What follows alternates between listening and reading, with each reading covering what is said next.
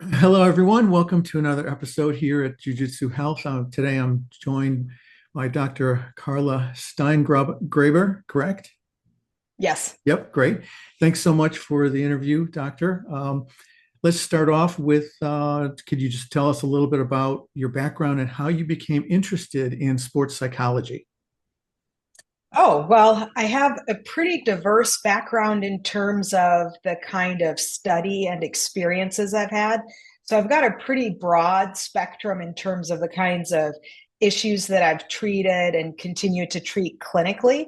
But it was more recently where I was actually working with someone who is a jujitsu athlete. Just he was a personal trainer also, and we were working together where I started to become really aware of how much psychology impacts people on the mat, on the court, etc. So that's when I started to get really curious about sports psychology and got some training in that, got my certification, and started to add that to my practice. And specifically, I opened up a second practice called Everest Strong Coaching. Well, that's great. Mhm. What's your philosophy when it comes to mental training for athletes? Well, on the one hand, each person is an individual. So, in terms of really finding what's going to work for them, just like some people love yoga, some people hate yoga, and we have to really find what clicked for the individual. Aside from that, it's very much about setting the kinds of goals that people can achieve on a daily basis and then larger goals that they can achieve over time, and really focusing on the wonderful aspects of the journey. Yeah, I can understand that. I'd like to get into the structure of the interview a little bit first. So, first, I would like to go over some ideas from the parent's perspective Mm-hmm. when it comes to jujitsu or wrestling or any kind of these kinds of sports, and then move into the adult hobbyist in Brazilian jiu-jitsu or wrestling or whatever, and finally talk about competition. So let's start with parents and kids in sports. Um, for parents, loss obviously is a part of any sport. So, what's your suggestion as to how parents should talk with their kids about loss to help them stay motivated and positive? Yeah, this is a really important issue. I don't know if you've come across the research, but 70% of kids drop out of sports by the time they turn 13. And this is because they haven't really developed the stamina or the grit to tolerate the losses. And that age of 13, 14, the competition significantly changes in athletics because our young competitors are changing physiologically significantly. But we really have to help them cope with loss. Loss is part of the process. It's important to lose in order to grow and learn and become a better competitor. And really, it's never about the loss. I mean, if you lose to Bruce Lee, what have you really lost? You had a great experience. Right. Yeah, that's a good point. Um, what are some strategies parents can help or use to help children develop resilience and learn from the losses? Really celebrating the effort. If your child prepared, if your child worked hard, went to practices, coaching lessons, and did the appropriate preparation before competition, got ready on time, packed the bags, warmed up, whatever it is, then the score at the end is irrelevant. It was the process that they did so well. You can study for a test, but if your teacher puts questions on that test that you never spoke about in class, your performance isn't going to be great. Or again, if your competitor happens to just be that much better than you, there's nothing you could have done about that.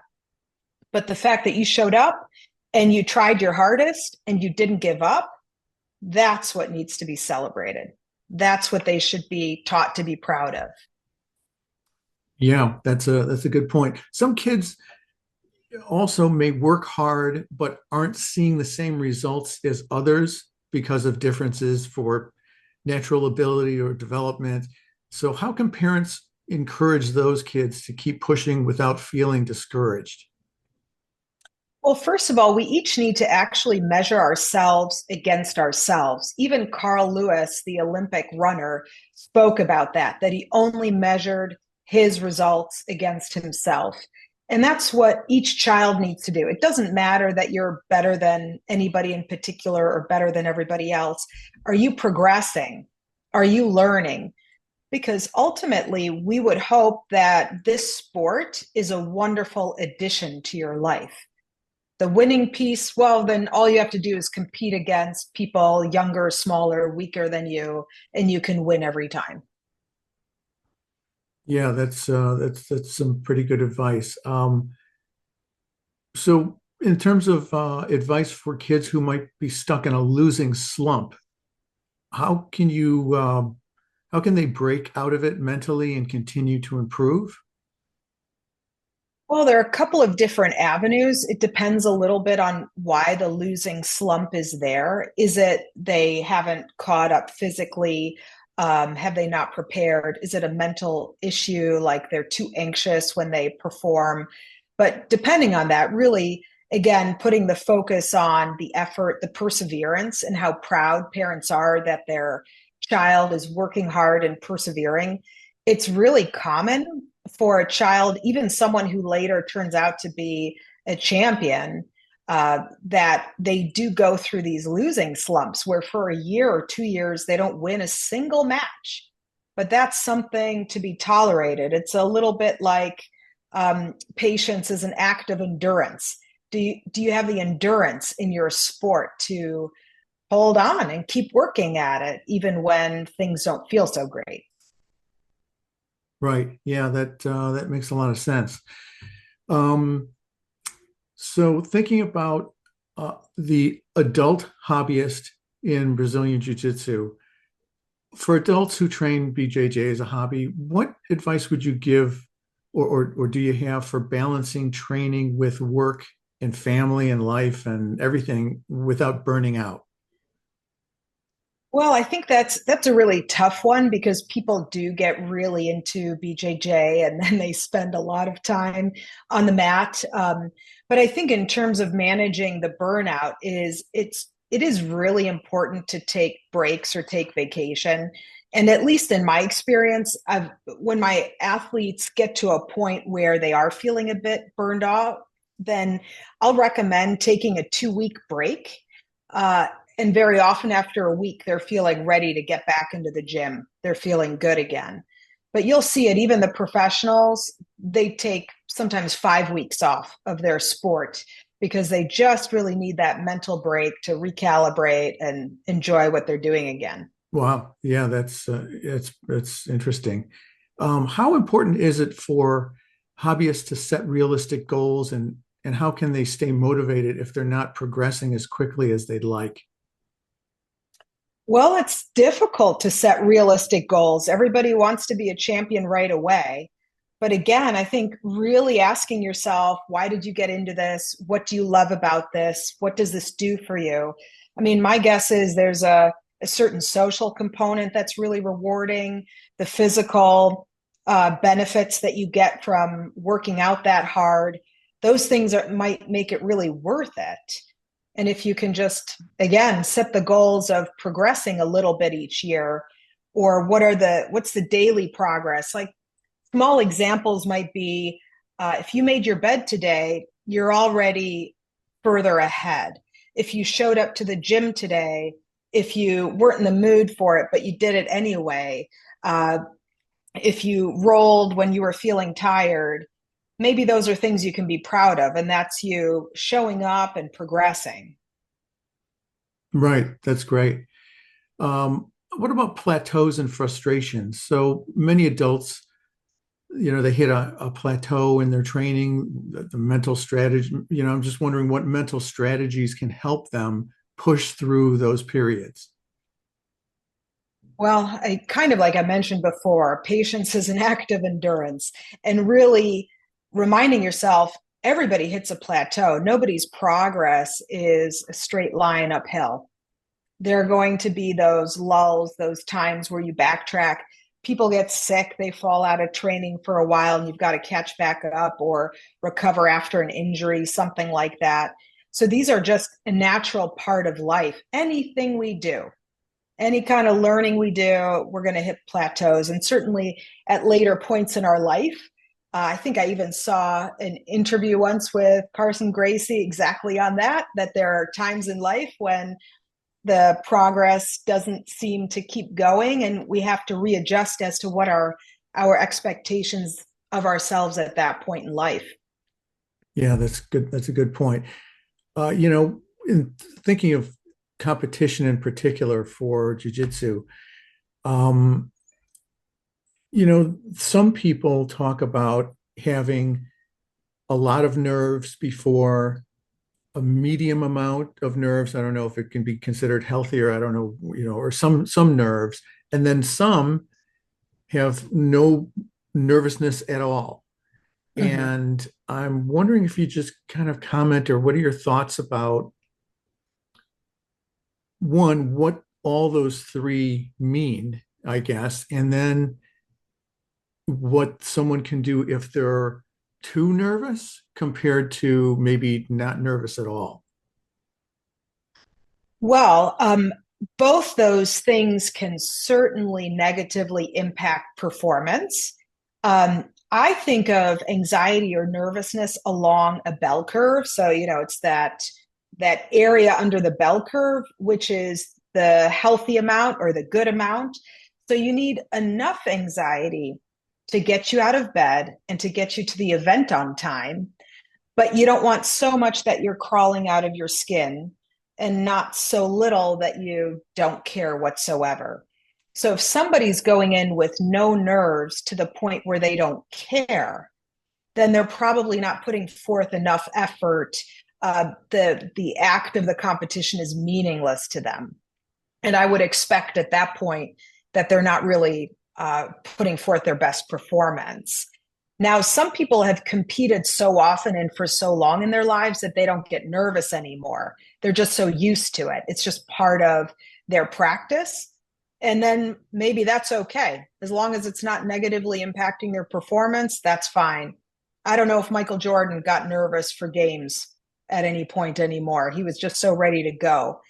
But of course, if you have so little anxiety and you need to kind of rev yourself up a little bit, some people can run some laps, do some air squats, do something or focus on something that they want to go after in this particular competition.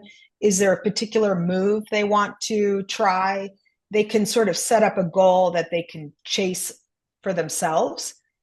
For those that have too much anxiety, certainly you can come see me and I'll do some sports psychology sessions, but we usually work on some tension reducing techniques. Of course, breathing is part of that.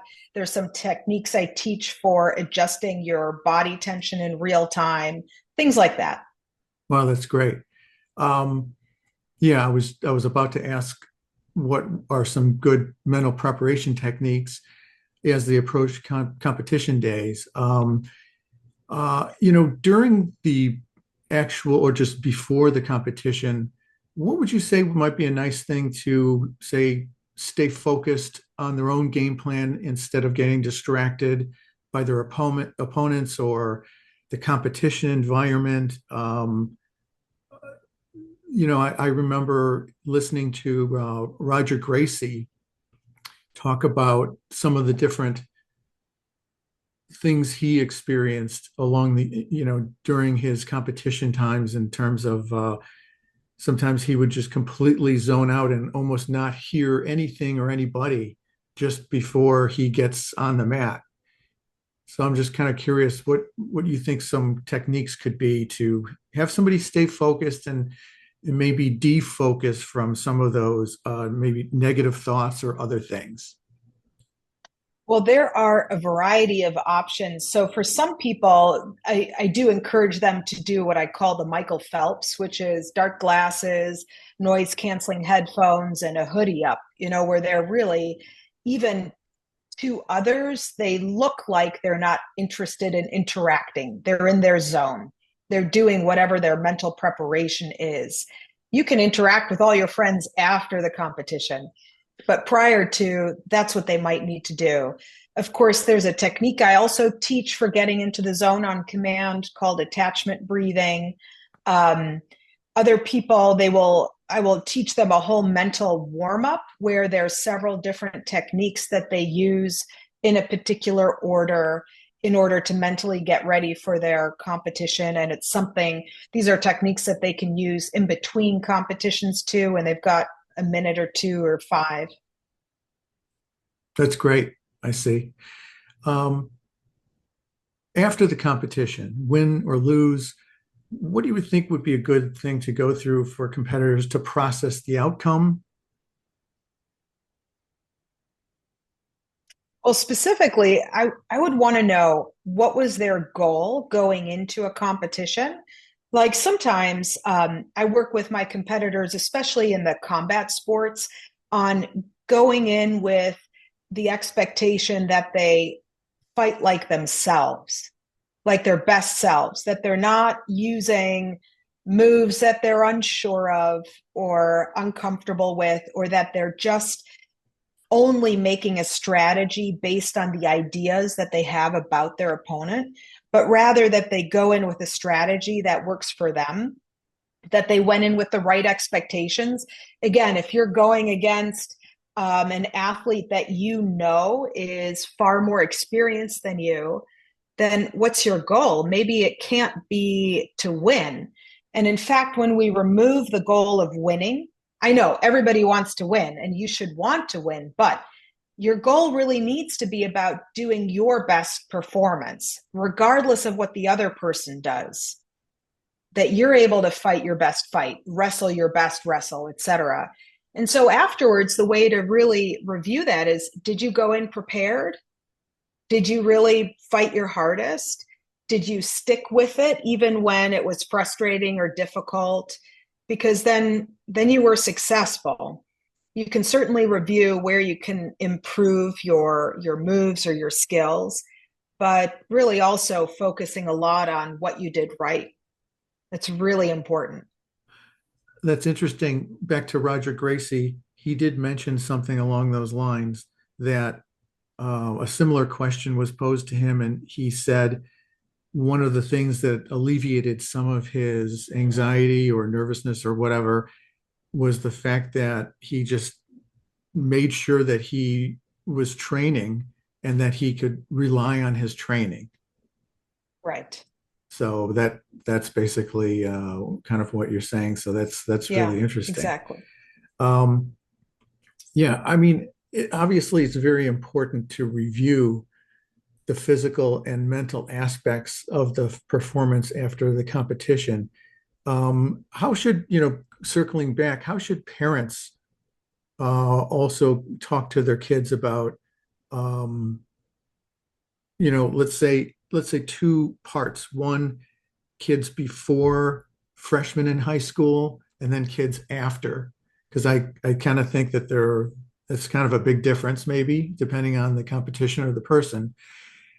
So, after a competition, win or lose or draw, what's the suggestion for you for parents to talk to each age group? Well, of course, there are different developmental needs between age groups and between children, but ultimately the message needs to be the same, that you're most interested in their effort or their grit, their perseverance. One example is one time my daughter had to compete in a karate competition, and it was going to be her last one. She didn't want to do karate anymore. But I had asked her, since she had signed up for the competition, that she really prepared as well as she could. And then the day of, there were, I don't know, 2,000 people watching in the stands.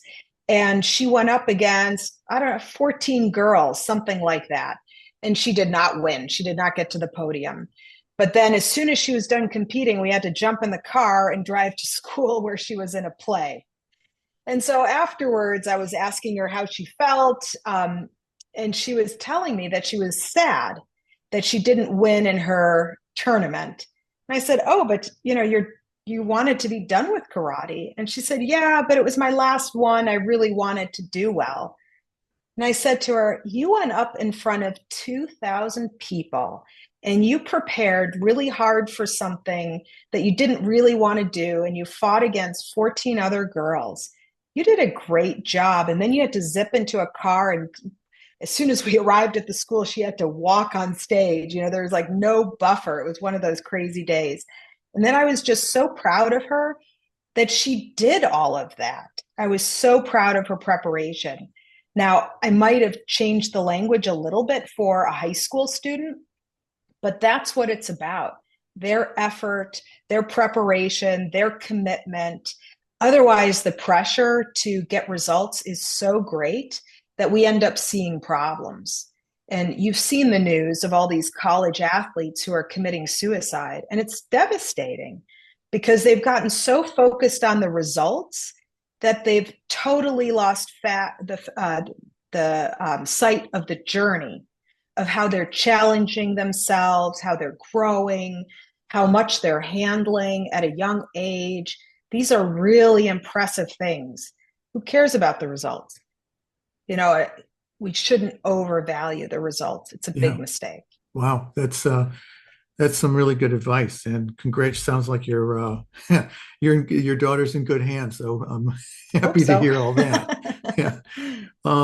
So to conclude, I was just wondering your final thoughts and advice for both parents and then, in a way we didn't really address, say, the kids in high school who might not be interacting with their parents quite as much as when they were younger, right? So they're more Right. doing their own thing. They're processing all this stuff on their own. A lot of times they're dealing with their wins and losses completely on their own sometimes. So given that, I would assume that it's very similar to what you already mentioned, but if there's any other final thoughts you could give along those lines, that would be great.